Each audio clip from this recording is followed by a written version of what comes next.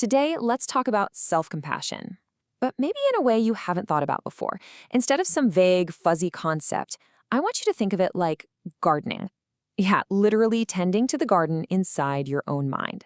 So let's get our hands dirty, shall we? Okay, let me ask you something.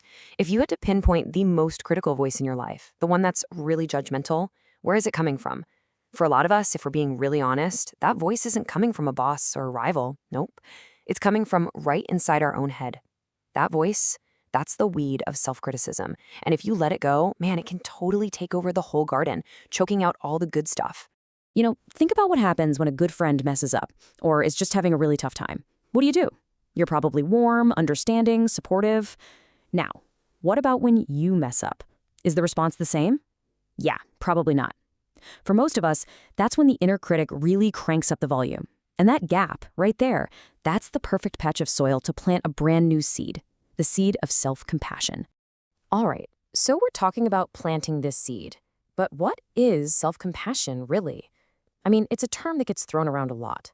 But it's not just about, being nice to yourself. It's way more active than that. See, at its core, it's not about pretending you're not hurting or pushing those feelings down. It's actually the opposite. It's about turning towards your own struggles, but with this sense of non-judgmental understanding. You see the suffering, you acknowledge it, and then you actively decide to treat yourself with kindness. And this really gets to the heart of it. The word compassion literally means to suffer with. When you have compassion for a friend, you're right there with them in their struggle. Self-compassion is just doing that for yourself. It's choosing to be your own ally when things get tough. Okay, so any good gardener knows you can't just throw a seed in the ground and hope for the best, right? It needs the right stuff to grow.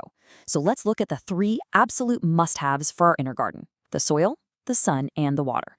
First up, every garden needs water, and for us, that water is self-kindness. And this isn't about just sitting back and doing nothing. It's an active choice to comfort yourself. So instead of beating yourself up when you make a mistake, you offer yourself warmth. You offer understanding. It's like giving a thirsty plant a really good, long drink. Next, we need good soil, right? That's our sense of common humanity.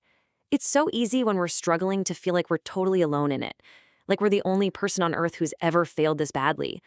Self-compassion reminds us that, hey, being imperfect, making mistakes, that's part of the deal of being human. Our screw-ups don't isolate us, they actually connect us to literally everyone else. And of course, no garden thrives without sunlight. For us, that's mindfulness. This is all about seeing your situation clearly, with balance. It means you're not trying to ignore your pain, but you're also not letting it become this huge, dramatic story that completely takes over. Mindfulness is the sunlight that lets you see the garden as it really is, warts and all.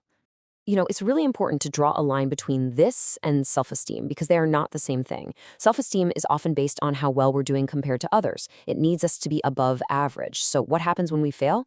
Poof, it can just vanish. But self-compassion, it's not based on judging ourselves at all. It's stable. It's there for you in the good times and the bad because it's about connecting with our shared humanity, not trying to win some kind of competition.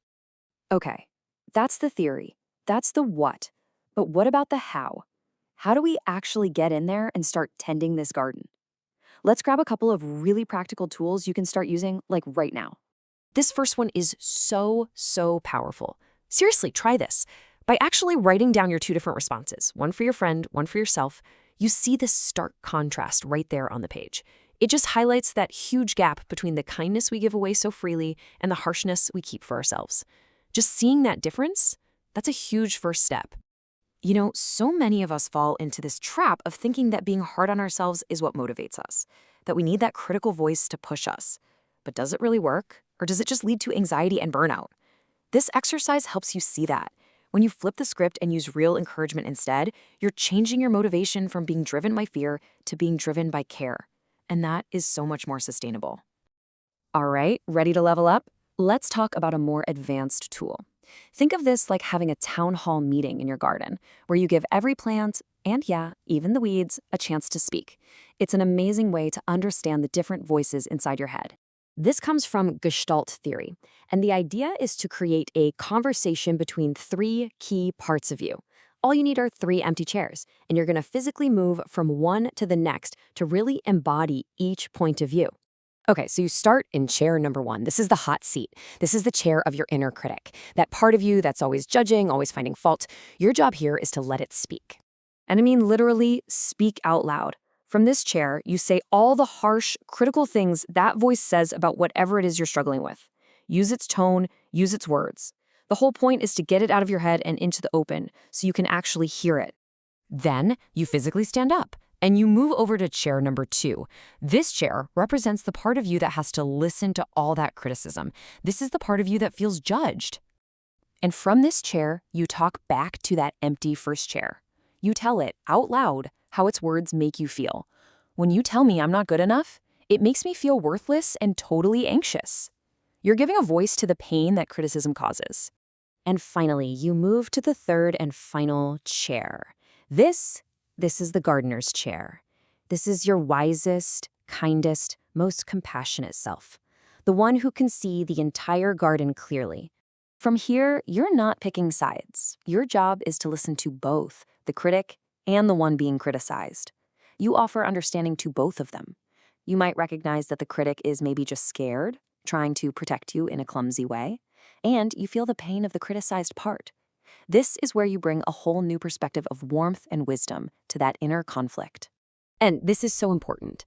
The goal is not to just rip out the inner critic like a weed and throw it away. That part is still a part of you. And honestly, it's usually just trying to protect you, even if it's doing a terrible job. The real goal is to listen, to understand, and to bring compassion to the entire conversation in your head. It's about cultivating a healthier, more resilient inner garden, where all the parts get what they need. Look, this isn't something you do once and you're cured. It's a practice. Just like a real garden, your inner world needs regular attention.